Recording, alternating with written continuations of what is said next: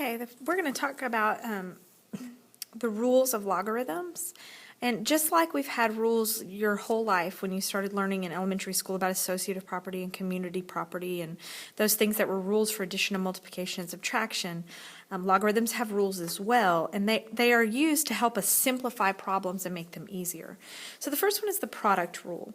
And all it says is that log base b of two things that are multiplied, mn, can be expanded to say log base b of m plus log base b of n.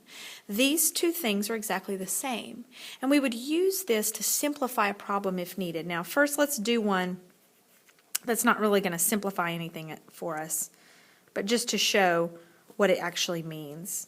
So log base 7 of 4 times 2 is the same thing as log base 7 of 4 plus log base 7 of 2. And if you were to put this in your calculator and put this in your calculator, you would get this exact same answer because they mean the same thing.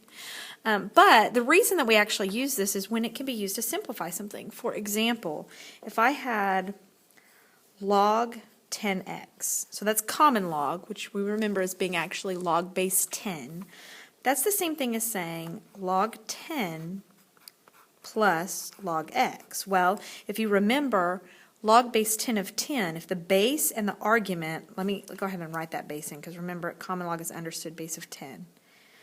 If we have the same base and argument, then that actually is 1. So this could actually be simplified to 1 plus log of x. Now that's the product rule. Now the quotient rule is very similar. So if it's a multiplication problem, then we expand it by using addition. And if it's a division problem, we expand it by using subtraction. So if we were going to do an example of this type, it would be log base 7 of 6 over x. We could expand that to be log base 7 of 6 minus log base 7 of x. And in this case, nothing really simplifies. We're just doing that to expand the problem.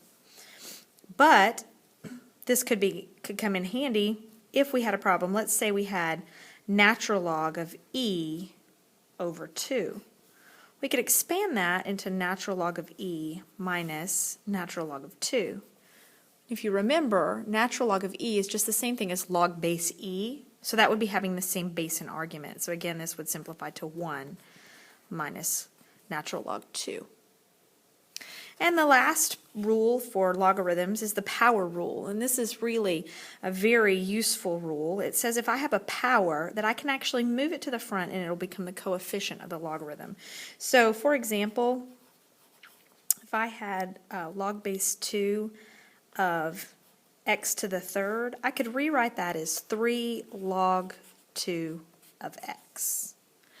One thing you want to remember when you're doing logarithms like this is if you have, let's say for example, log 10 or common log square root of x, remember that a square root can be written, that could also be written as log base 10 of x to the 1/2, which then using power rule could be written as 1/2 log base 10 of x.